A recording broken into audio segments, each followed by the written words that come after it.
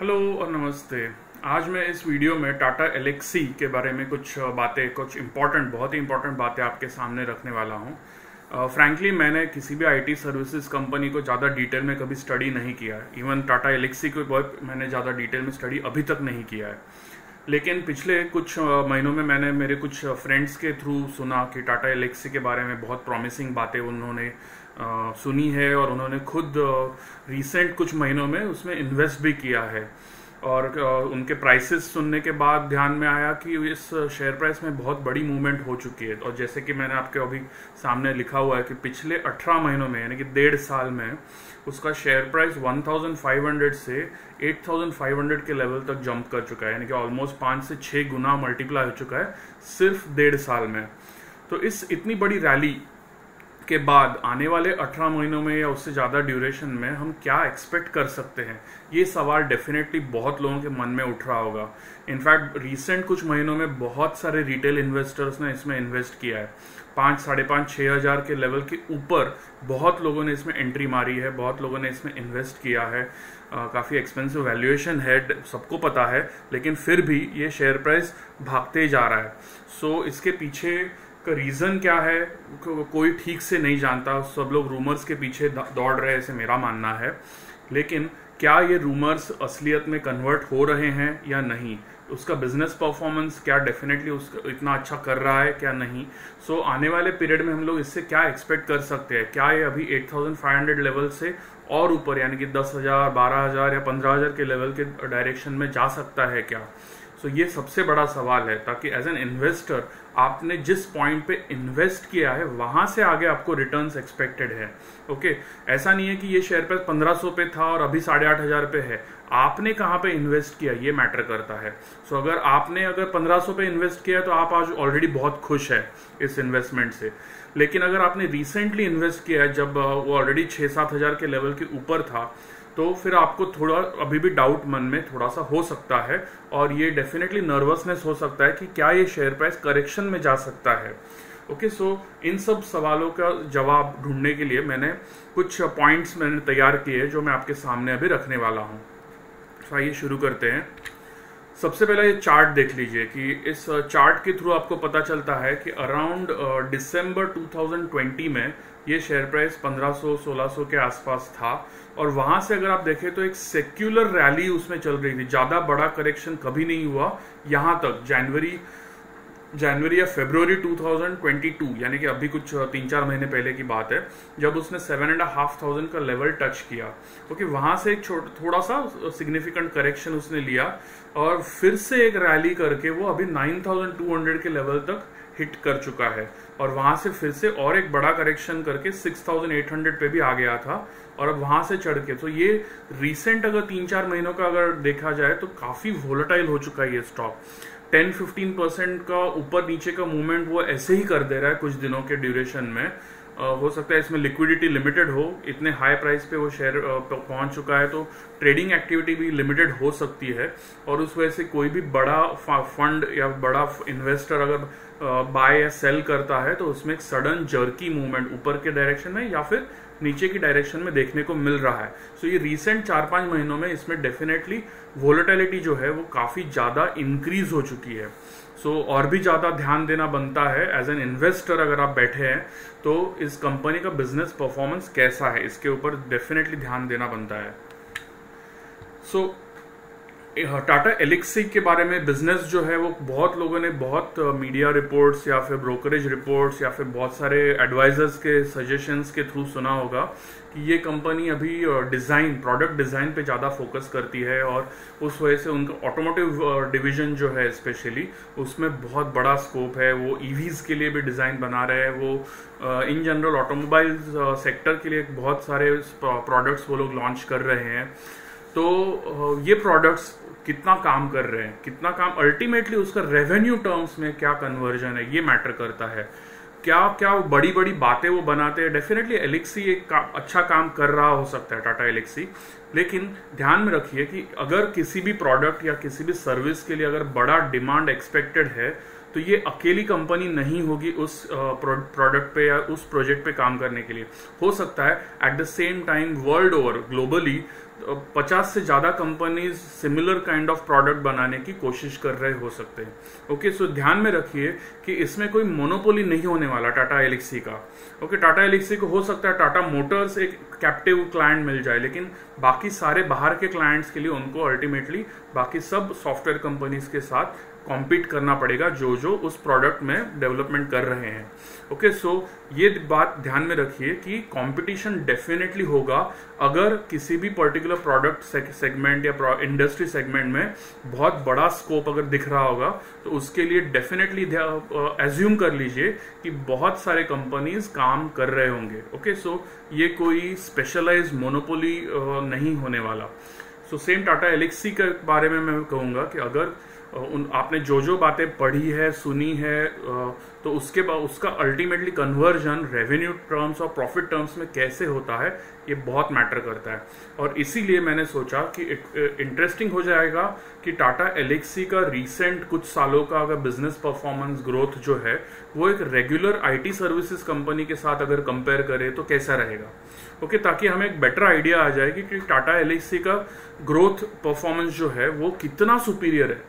Definitely superior होना expected है, क्योंकि इसके शेयर प्राइस में इतना बड़ा मूवमेंट दिखाया है और इतने एक्सपेंसिव वैल्यूएशन पे पहुंच चुका है।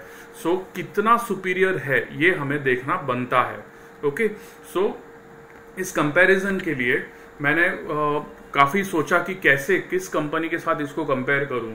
तो टाटा एल्क्सी का मैंने मार्केट कैप देखा। मार्केट कैप आज अराउंड 52,000 करोड़ के आसपास है, और इस लेवल पे अगर किसी आईटी सर्विसेज कंपनी का मार्केट कैप होगा तो वो आइडियल फिट हो जाएगा इस कंपैरिजन के लिए। तो इसीलिए आईटी सर्विसेज कंपनीज लिस्टेड जो है वो बहुत सारे हैं इंडिया में, राइट फ्रॉम टीसीएस, इन्फोसिस जैसे बहुत बड़े कंपनीज है, वहां से लेके नीचे आते आते बहुत मिड साइज कंपनीज भी इंडिया में ऑलरेडी लिस्टेड है।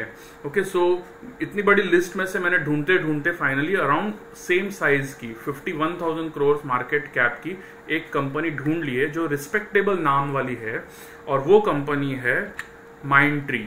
माइंडट्री एक IT services, regular IT services company है जिसको कुछ साल पहले लार्सन एंड टूब्रो ग्रुप ने खरीद लिया है। ओके, इसका मैनेजमेंट कंट्रोल जो है, मेजॉरिटी स्टेक जो है वो L&T ने ऑलरेडी खरीद लिया है, और मेरे ख्याल से आने वाले कुछ महीनों में उसका मर्जर भी वो लोग उनके इन हाउस जो आईटी सर्विसेज कंपनी है उसके साथ वो मर्ज करने वाले हैं। तो फिलहाल माइंडट्री का मार्केट कैप जो है वो अराउंड 51,000 करोड़ पे है, और इसीलिए इस कंपैरिजन के लिए मैंने उसको एक आइडियल फिट माना है कि टाटा एल्क्सी जो 52,000 करोड़ के मार्केट कैप पे अभी फिलहाल ट्रेड कर रहा है, अराउंड 8,500 रुपीज के शेयर प्राइस पे अभी चल रहा है टाटा एल्क्सी, तो सेम मार्केट कैप वाले दो कंपनीज का अगर कंपैरिजन करें तो परफेक्ट रहेगा ये जानने के लिए कि टाटा एल्क्सी का बिजनेस ग्रोथ जो है वो कितना सुपीरियर है, okay, compare to a regular IT services company. So आइए अब उस कंपैरिजन पे डायरेक्ट जाते हैं। उसके लिए मैंने एक्सेल फाइल ऑलरेडी तैयार करके रखी है। ओके, सो यहाँ पे मैंने शुरुआत करते हैं हम टोटल इनकम से। तो टोटल इनकम में आप देख सकते हैं कि मैंने पिछले 4 फाइनेंशियल ईयर्स के नंबर्स आपके सामने रखे हुए हैं। टाटा एल्क्सी का 1640 करोड़ से नंबर बढ़ते बढ़ते अभी 2515 करोड़ तक पहुंच चुका है।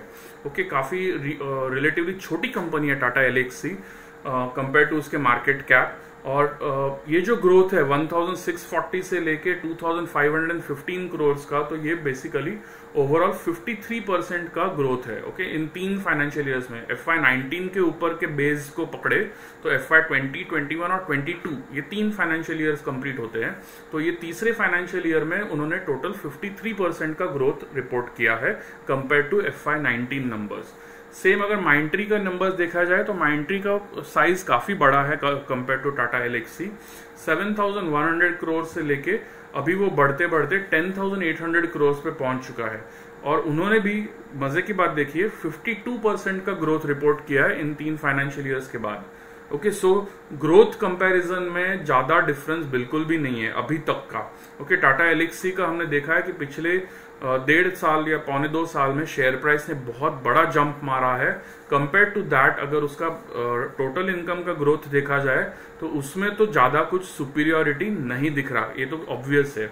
रेशियो परसेंटेज टर्म्स जैसे आपने अगर मेरा पिछला कंपैरिजन का वीडियो देखा होगा तो आपको आइडिया है कि ये जो परसेंटेज का नंबर है वो अगर बढ़ रहा है तो पता चलता है कि ऊपर वाली कंपनी का ग्रोथ फास्टर है, और अगर घट रहा है तो पता चलता है कि नीचे वाली कंपनी का ग्रोथ फास्टर है। ओके, तो यहाँ पे आप देख सकते हैं FY19 में वो रेशियो था 23.07% पे, यहाँ पे वो ड्रॉप हो गया, तो यहाँ पे डेफिनेटली माइंट्री ने सुपीरियर ग्रोथ दिखाई है, और उसके बाद वो वापस बढ़ते बढ़ते अभी 23.2% पे आ गया है। यानी कि रिसेंट 1-2 साल में थोड़ा सा मार्जिनली टाटा एलेक्सी ने बेटर ग्रोथ रिपोर्ट किया है कंपेयर टू माइंट्री, लेकिन अगर ओवरऑल 3 साल का अगर हम लोग ट्रैक रिकॉर्ड देखें तो 23.07 से बढ़ के वो 23.22 पे है, सो ज्यादा डिफरेंस नहीं है। बहुत ही marginal faster growth Tata Elxsi ने रिपोर्ट की है टोटल इनकम में। अब ध्यान देते हैं नेट प्रॉफिट पे। Okay, next parameter net profit का है, तो यहाँ पे आप देख सकते हैं टाटा एलेक्सी का नेट प्रॉफिट 290 करोड़ पे था FY19 में, और वो अभी बढ़ते बढ़ते 550 करोड़ पे आ गया है लेटेस्ट FY22 में, 89.5% की ग्रोथ के साथ। ओके, इन 3 सालों के बाद 89% का ग्रोथ है। लेकिन नीचे का फिगर देख लीजिए, यहाँ पे माइंट्री ने 119% का ग्रोथ रिपोर्ट किया है। सो नेट प्रॉफिट टर्म्स में भी टाटा एलेक्सी का जो ग्रोथ परफॉर्मेंस है वो compare to Mindtree definitely weaker है। ओके, रेवेन्यू टर्म्स में दोनों ऑलमोस्ट मैचिंग थे, लेकिन नेट प्रॉफिट टर्म्स में टाटा एलेक्सी का ग्रोथ भले ही रिस्पेक्टेबल है, लेकिन माइंट्री ने उससे सुपीरियर ग्रोथ रिपोर्ट की है। ओके, उस वक्त उनका 754 करोड़ का जो नेट प्रॉफिट था FY19 में, वो अभी मोर देन डबल होके 1653 करोड़ पे पहुंच चुका है। ओके, सो उस वजह से रेशियो परसेंटेज में भी ड्रॉप आ चुका है। जो उस वक्त 38.45 पे था वो अभी ड्रॉप होके 33.25 पे आ चुका है। ओके, सो बहुत इंटरेस्टिंग बात है, नेट प्रॉफिट और टोटल इनकम इन दोनों केसेस में टाटा एलेक्सी का ग्रोथ परफॉर्मेंस जो है वो किसी भी हाल में हम सुपीरियर नहीं कह सकते। Okay, compare to a regular IT services company with a similar market cap. Okay, similar market cap की मैंने कंपनी चूज की उसी वजह से, मेरा कोई माइंट्री के साथ कोई पर्सनल फेवरेटिज्म या बायस नहीं है। सो मैंने जस्ट सेम मार्केट कैप की एक कंपनी चूज की जिसके साथ मैंने उसको कंपैरिजन के लिए उसके नंबर्स आपके सामने रखे हैं। अब नेक्स्ट चेक करते हैं मार्केट कैप का ट्रैक रिकॉर्ड कैसे रहा है पिछले 4 सालों में। तो टाटा एलेक्सी का मार्केट कैप FY19 के एंड में 5500 करोड़ के नजदीक था, जो बढ़ते बढ़ते अभी 52,500 करोड़ पे आ चुका है। यानी कि नियरली 9 टाइम्स मल्टीप्लाई हो चुका है। आप देख सकते हैं 856% की ग्रोथ मार्केट कैप में उसने रिपोर्ट की है। नेट प्रॉफिट 89% का ग्रोथ है, रेवेन्यू 53% का ग्रोथ है, लेकिन मार्केट कैप में 856% का ग्रोथ है। सो कंपनी का वैल्यूएशन मार्केट में जो है वो बहुत ही आगे निकल चुका है compare to its business performance. अब सवाल ये उठता है कि क्या उसका बिजनेस परफॉर्मेंस कैचअप करेगा। ओके, ये बहुत इंपॉर्टेंट। नीचे माइंट्री के भी नंबर्स एक बार देख लेते हैं, फिर मैं बात करता हूँ इस बारे में। माइंट्री का उस वक्त मार्केट कैप 16,000 करोड़ पे था, वो अभी बढ़ के 51,000 करोड़ पे है। ये भी काफी डिसेंट ग्रोथ रिपोर्ट कर चुका है, 215% का, जो उसके नेट प्रॉफिट ग्रोथ से भी ज्यादा है और रेवेन्यू ग्रोथ से भी ज्यादा है डेफिनेटली। ओवरऑल आईटी सर्विसेज के सारे कंपनीज का मार्केट कैप का अगर परफॉर्मेंस देखा जाए पिछले मतलब कोविड आने के बाद पिछले 2 साल में, तो उसमें बहुत बड़ी रैली हो चुकी थी। ओके, अक्टूबर नवंबर तक बहुत बड़ी रैली हो चुकी थी, जिसमें बहुत सारे आईटी सर्विसेज कंपनीज के शेयर प्राइसेस मल्टीप्लाई हुए थे इन एक्सपेक्टेशन कि उसमें ग्रोथ, बिजनेस ग्रोथ में भी ज्यादा फास्टर स्पीड वो लोग अचीव करेंगे, और कर भी रहे हैं। बिजनेस ग्रोथ भी उनका काफी अच्छा रिपोर्ट हो रहा है। Okay, so in terms of market cap भी आप देख सकते हैं कि टाटा एलेक्सी का ग्रोथ जो है वो बहुत ही ज्यादा आगे निकल चुका है compare to its total income growth और नेट प्रॉफिट ग्रोथ। और एक बार जल्दी से हम पीई रेशियो का भी हाल देख लेते क्या है। तो उस वक्त FY19 में टाटा एलेक्सी का जो पीई रेशियो 19 के नजदीक था। ध्यान रखिए 19 वो फेयर वैल्यूएशन के लेवल के आसपास था मेरे हिसाब से, और माइंट्री का एट द सेम टाइम 21 पे था। सो वो दोनों कंपेरेबल थे, 19 और 21 ज्यादा दूर नहीं है। FY20 में भी अगर आप देखें, जो कोविड इंपैक्ट के बाद शेयर प्राइसेस करेक्ट हुए थे, तो उस वक्त भी अराउंड 19 और 22 दोनों पी रेशियोज थे। लेकिन उसके बाद कोविड इम्पैक्ट के बाद FY21 एंड के टाइम पे ही आप देख सकते हैं कि पी रेशियो में कितना बड़ा गैप आ गया है। माइंट्री का भी पी रेशियो जंप हो गया 32 के नजदीक आ गया, लेकिन टाटा एलेक्सी का पी रेशियो 59 के ऊपर चला गया था। ओके, सो उस वक्त उसकी बड़ी रैली शुरू हो चुकी थी और FY22 में वो रैली और भी ज्यादा कंटिन्यू हो चुकी है और वो पी रेशियो जो है अब 95 के ऊपर जा चुका है। कंपेयर टू दैट माइंट्री का पी रेशियो 31 के नीचे है थोड़ा सा। सो उसमें कोई इंक्रीज नहीं हुआ है क्योंकि उसका बिजनेस ग्रोथ ज्यादा अच्छा रहा है। ओके, सो पी रेशियो टर्म्स में आप देख सकते हैं बहुत बड़ा गैप आ चुका है। माइंट्री का पी रेशियो भी कंपेयर टू 2-3 साल पहले के कंपैरिजन में आज थोड़ा एक्सपेंसिव है, लेकिन बिजनेस ग्रोथ भी थोड़ा फास्टर हो चुका है। उस वजह से वो मैं फेयर कहूंगा, मैं ज्यादा उसमें चीप या एक्सपेंसिव दोनों टर्म्स उसके लिए नहीं यूज करूंगा, मैं फेयर वैल्यूएशन कहूंगा। Compare to that Tata Elxsi का अगर बिजनेस ग्रोथ देखा जाए तो उसके कंपैरिजन में उसका शेयर प्राइस और उसका मार्केट वैल्यूएशन जो है वो बहुत ही ज्यादा एक्सपेंसिव है। ये तो बहुत ऑब्वियस है। अब एज एन इन्वेस्टर आपको क्या करना चाहिए, तो मैं कहूंगा बहुत क्लोजली मॉनिटर कीजिए कि आने वाले क्वार्टर्स में उसका बिजनेस ग्रोथ रिपोर्ट कैसे होता है, ओके, कितना होता है। क्योंकि अगर वो इतने एक्सपेंसिव वैल्यूएशन पे ट्रेड करता है तो उसकी ग्रोथ भी सुपीरियर होनी चाहिए। ये बहुत ही इंपॉर्टेंट पॉइंट है। अभी तक FY21 और FY22 में हमने कोई भी सुपीरियर ग्रोथ नहीं देखी है टाटा एलेक्सी के केस में, okay, compare to a regular IT services company. So यहां से आगे क्या उसकी बिजनेस ग्रोथ सुपीरियर डिलीवर होती है या नहीं, उसके ऊपर बहुत क्लोजली मॉनिटर कीजिए। क्योंकि अगर वो नहीं होती तो प्राइस करेक्शन में भी ज्यादा टाइम नहीं आएगा, ये बात ध्यान रखिए। बहुत ऑप्शंस है एज एन इन्वेस्टर। आपको आज आईटी सेक्टर में बहुत कंपनीज है जिसमें आप इन्वेस्ट कर सकते हैं। तो इतनी एक्सपेंसिव वैल्यूएशन पे इन्वेस्टेड रहना क्या सही होता है या नहीं, ये आपको डिसाइड करना है। एक ही पॉइंट पे ध्यान रखिए, बिजनेस ग्रोथ कैसे आता है। ओके, अभी तक का परफॉर्मेंस, मैंने रिपीट कर रहा हूं, अभी तक का परफॉर्मेंस उतना खास नहीं है। सो आने वाले 1 या 2 क्वार्टर्स पे ध्यान रखिए। अगर वहां पे भी वो सुपीरियर ग्रोथ रिपोर्ट नहीं कर पाते तो मेरे हिसाब से आपको थोड़ा थोड़ा पोजीशन कम कर देना सही रहेगा टाटा एलेक्सी में। इतने एक्सपेंसिव वैल्यूएशन पे वो शायद ज्यादा टाइम तक ट्रेड ना करे। ओके, सो इसी के साथ मैं मेरा वीडियो फिनिश कर रहा हूं। अगर आपको ये यूजफुल लगा हो तो प्लीज इसको डेफिनेटली एक लाइक जरूर कीजिए और आपके दोस्त लोग अगर ये टाटा एलेक्सी में इंटरेस्टेड थे या इन्वेस्टेड है तो प्लीज उनके साथ भी ये वीडियो शेयर कर दीजिए, ताकि ये जो इंपॉर्टेंट पॉइंट्स मैंने आपके सामने रखे वो उनको भी समझ में आ जाए। Okay, thank you.